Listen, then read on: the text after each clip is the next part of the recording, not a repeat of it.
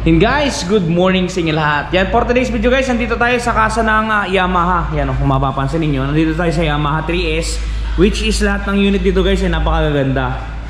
At for today's video guys, ang ating tatalakayin at pag-uusapan ay ang ating Yamaha Aerox version 3 SP, yung pinakamahal na variant ng ating Aerox. Dito sa video na to guys, pag-uusapan natin yung kanyang actual inclusion, yung itsura niya sa malapitan, at saka yung kanyang presyo. Para doon sa mga nagbabala kumuha ng Aerox version 3 SP, guys, ito na yung video na para sa inyo. Okay, bago natin banatan yan, bago natin tirahin kanin, syempre, intro muna tayo.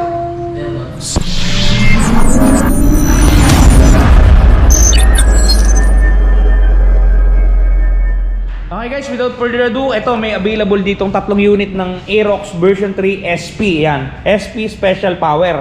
Hindi ko alam kung anong meaning nun guys eh. Yung anong SP yun, special pogi, special power, kung anong SP yun, basta yun na yun. Ito yun guys oh, tatlong napakalulupit at napakagagandang Aerox version 3 SP. Yan, yan yung itsura niya sa malapitan guys, kung mapapansin ninyo. Medyo parang kulay gray siya pag tinutukan ninyo ng malapitang video. Yan oh, di ba parang blue na gray na hindi maintindihan.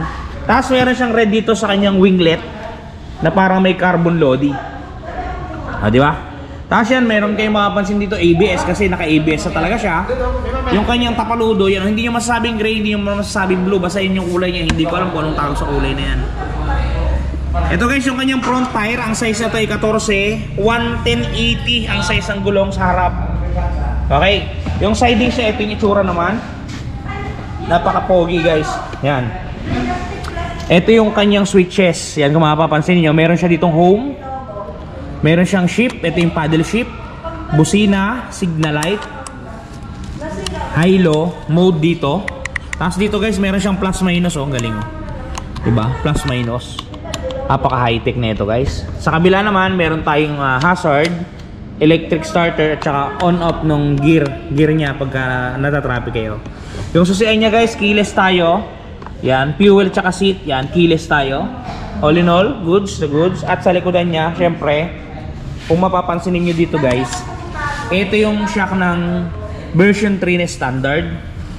Ito yung shock ng version 3 na SP. May baso siya. Guys, mapapansin niyo yung difference ha. Ito yung version 3 na standard, which is wala siyang baso, straight black lang siya, straight shock.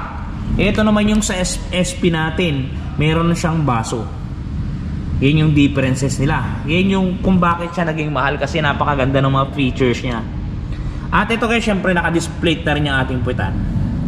Yung size ng gulong naman natin sa likod guys, ito. Makita ko sa inyo. 140/70/14. 140/70/14, kita ba? Yan. At yung kanyang signal light, yan, same din sa version 3 na standard, halos pareha sila. Doon lang sila nagkaiba talaga sa shocks. Tapos dito guys, ito yung menu o ito yung pindutan ng ating standard na version 3 Aerox. Ito naman si SP. O, diba? Magkaiba. Bonggang-bongga si SP guys. Tatlong unit lang tong available. Yan, grab yours na doon sa mga gusto. Napakaganda na ito guys. Poging-pogi. You know?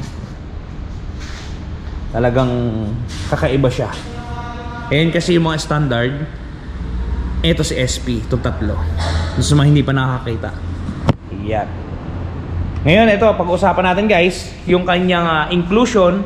Pagka kinuha nyo siya, ito yung kanyang mga accessories. Ito, tanggalin natin yung, ito guys, yung kanyang upuan. Maganda yung ginamit dito na pang cover. May stitch siya na kulay pula. Yan. Pag binuksan mo naman yan, ito, switch natin. Ito yung inclusion yan guys. Meron siyang baterya. Yan, ang tatak ay Yuasa. Malaki yung baterya niya guys, mas malaki sa baterya ng NMAX to. Ay, ng Glick, sorry. Yan, dito nakalagay yan. Tapos meron tayong side mirror, walang ibang pagkakaiba sa side mirror niya. Ganon din guys, yung parang dahon. Tapos syempre meron siyang visor. Ito, visor. Pagkatapos yan, meron siyang yung mga tornilyo. Ito, takip to guys dito sa baterya. Tapos meron siya ditong susi. Ito guys, isa lang din ang remote niya guys ha, hindi dalawa, isa lang. Okay, yun yung kanyang inclusion pagka kinuha niyo siya ng Hulog ano, cash, makukuha nyo lahat yon. Tapos syempre pagka installment, meron niyang free helmet. Doon nga pala sa nagtatanong ng presyo ng ating Aerox SP, ito guys. Ito yung sa kanyang suggested retail price, 163,900 pesos. Down payment natin is 16,390. Ito, 2 taon natin guys, 9,761. Ang rebates na to guys ay 600 ha, ayan ha. Pagka 3 taon, 7,705. Itong rebates dyan, 700 pesos. Yan, screenshot nyo presyo ng Aerox SP 2025. Yan, gusto kumuha na to guys, available to dito kay Yamaha Premium Bikes 3S. Yamaha 3S Premium Bikes to Premium Bikes. Yan, 3 unit yung available natin sa mga gusto. Yan pala guys, for example, namumblema ka, nagasgasan ng motorsiklo mo. Ito guys, meron tayong touch paint ni Wash Body, paroodin ninyo. At ito na guys, ang touch paint ni Wash Body, di ba napakaganda? Ganto ang packaging yan pagka mabibili ninyo. Ito yung polishing cream, ito yung surface cleaner, ito yung mismong touch paint.